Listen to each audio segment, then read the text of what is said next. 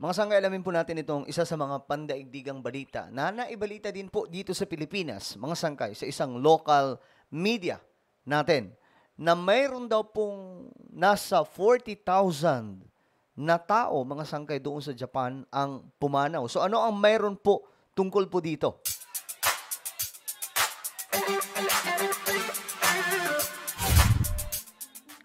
Hello guys, this is me, Sangkay Janjan. I'm back for another vlog today.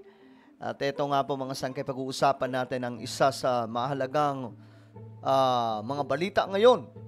Pandaigdigan mga sangkay, ito pong nasa 40,000 di umano na pumanaw doon sa Japan. Ano nga ba ang nangyari mga sangkay? Pag-usapan po natin yan, pero bago tayo magsimula, paki-subscribe po muna yung ating YouTube channel. 1.27 million subscribers na po tayo dito sa YouTube. Kaya naman kung hindi ka po nakakapag-subscribe, click the subscribe down below, click the bell, and click all. Sa mga nanonood naman po sa Facebook, i-follow nyo po yung ating Facebook page. So, ito nga po, mga sangkay, pag-usapan po natin. Itong doon po sa Japan, may nangyayari daw. Nasa 40,000 daw po katao. Pumanaw na mag-isa doon po sa Japan. Ayan. Japan's loneliness crisis. Ibig sabihin, marami daw pong pumapanaw doon sa Japan ang tao, o maraming tao ang pumapanaw doon sa Japan na mag-isa lamang.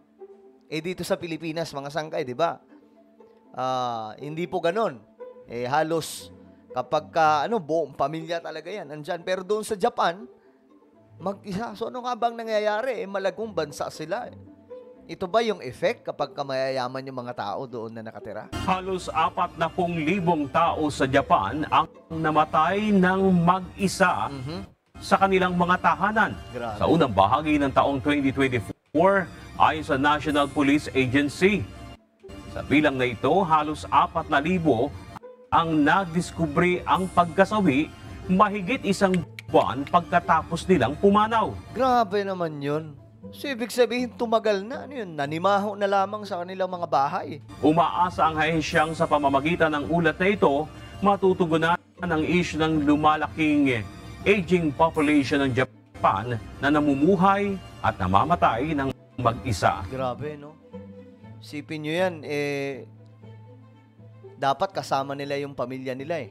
Pero, sa ibang mga bansa kasi, mga sangkay, di ba nga po, naging kultura nila na kapag halimbawa doon sa US, pagka edad mo na ganito, kailangan mo nang umalis sa inyong pamilya. 18 ba yun? Basta kailangan mong, pag marating mo yung age na yun, kailangan umexit ka na sa inyong family, sa inyong tatay at nanay. Mamumuhay ka na sa sarili mo lang. So, sa madaling sabi, maiiwan po mga sangkay na sila lang sa bahay nila, yung kanilang mga magulang kapag tumanda.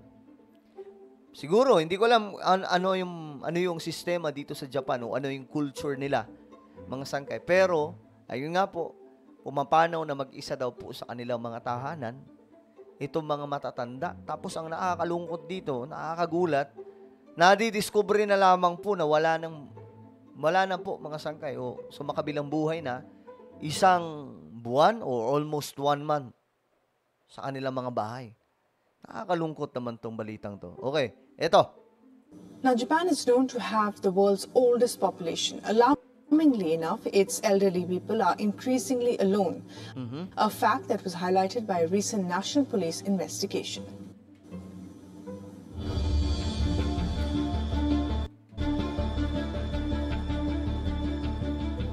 Grabe, oh. 130 na tao ang pumanaw. Tapos, ano nangyayari sa Japan? Bakit mga sangkay itong mga matatanda, halos wala ng kanilang pamilya? Kasi mag-isa na lang sila. So, asan yung mga anak nila? Asan yung kanilang pamilya? Japan's elderly are lonely. Nearly 40,000 died solitary deaths alone in their homes in the first 6 months this year. Grabe. More disturbingly, 4,000 people were discovered a month after they died. Ayan, 4,000 katao daw po ay nadiskubre. Isang buwan, mga sangkay, matapos silang pumanaw. So, nanimaho na lamang po siguro yun sa kanilang mga bahay. Eto po mga sangkay, galing po mismo yun sa balita nila. So, nagkakaroon po ng krisis pagdating po sa mga matatanda doon sa Japan na namamatay na lamang po sila na wala po yung kanilang pamilya. Tapos nadidiskubre, isang buwan na po yung nakalipas. While 130 were unmissed for an entire year.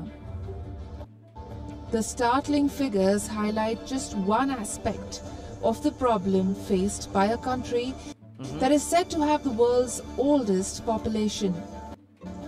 For years, Japan has been grappling with the challenges posed by its aging and shrinking population. Grabe. Samantala dito sa atin, ang problema naman dito sa Pilipinas, mga sangkay, matanda na, andun pa rin po, nakikisiksik pa rin po sa kanilang mga magulang. Diba? May mga ganun eh. Umabot na po ng 40 anyos. Yung kanilang tatay at nanay, uugod-ugod na. Wala, nakikisiksik pa rin dun. Tapos feeling boss pa. Diba? Palamunin pa nga po yung iba. sorry sa word. Pero, ayun nga, real talk lang po tayo. Dito sa Pilipinas, ang problema po sa atin, nasusobrahan po tayo sa tagal ng panahon na pamamalagi sa ating mga magulang. Yung culture kasi natin, the more na magkakasama, mas masaya. Diba? Ganun po sa atin kahit nga daw po kahit isang tuka, ang importante, sama-sama para masaya. Pero may disadvantage and disadvantage po yan. Kapag halimbawa, marami kayo, kukulangin kayo sa pagkain. Diba? Yung iba pa, mga sangkay, ayaw magtrabaho, umaasa lang kay kuya, umaasa lang kay ate, umaasa lang kay tito, umaasa lang sa padala sa abroad. Ganun po ang nangyayari sa Pilipinas. Samantalang sa ibang bansa, ang problema naman sa kanila, mga sangkay, dahil sa sobrang busy ng tao, sa sobrang daming trabaho, nakakalimutan na po nila yung kanilang nanay, tatay, naiiwan na lamang pong mag-isa, hindi po nila alam na pumanaw na. So yan naman po yung, kumbaga, yan ang disadvantage ng mga malalagong bansa katulad po ng Japan. Actually, hindi lang naman Japan po ito, mga sangkay, maging sa ibang mga bansa, kahit sa US, ganito din po ang nangyayari. Naiiwan po talaga yung kanilang mga magulang. Dito sa atin, yung culture po natin, mga sangkay, kailangan alagaan ng magulang hanggang sa kanilang pagtanda. 'Di ba? Sa kanila kasi, may mga sumasalo Yung government po yung nagpo-provide ng pangangailangan once na mag-isa na lamang po itong mga taong to, mga sangkay, doon sa ibang bansa. Pero dito sa Pilipinas, walang ganun So, kadalasan, tayo po mismo. Which is, for me, kung mayroon mang gagawin ng ating pamahalaan, sana yung sistema, supply po, pag-aalaga sa mga matatanda na, yung mga senior citizen. Actually, mayroon namang sistema, pero yung talagang nakatutok, na pinoprovide ng pangangailangan while nasa family. Kasi hindi na po natin maaalis yung culture natin mga Pilipino na gusto natin, yung mga tatay at nanay natin, tumanda sa piling natin. Maliban na lamang po sa mga anak na talagang may pagkasira ang pag-iisip. Despite the government's efforts to improve the situation remains dire. Grabe, no? Various projections estimate that by 2050, the number of elderly citizens living alone will reach 10.8 million. Grabe. 10.8 million ng mga tao, mga sangkay, mag-isa na lamang po sa buhay, wala ng pamilya. Ito yung disadvantage sa mga sangkay ng mga malalagong bansa. So, sobrang busy ng tao. Diba? Kalimutan na nila yung kanilang mga magulang. Japan's National Police Agency that recently released the figures says the majority of those who died alone were elderly, with over 70% of the deceased being aged 65 From 65. and older. From 65-year-old pataas mga sangkay, naiiwan na lamang po sila mag-isa. Grabe, no? The elderly isolation issue even forced Japanese Prime Minister Fumio Kishida to warn last year that the country is facing the question as to whether it can continue to function as a society. Over the years, the government has tried to focus on policies to mitigate the impact of an aging population as well as declining birth rates. Grabe. Bureau Report. Alam niyo mga sangkay, doon po sa Korea, ang problema naman po nila, nauubos po yung tao. Actually, dito rin po sa Japan, ata mga sangkay, same ang situation. Yung population nila bumabagsak ng bumabagsak. Dahil yung mga tao doon, hindi na po nagkakaanak, mga sangkay. O hindi na po nakakabuo ng panibagong pamilya.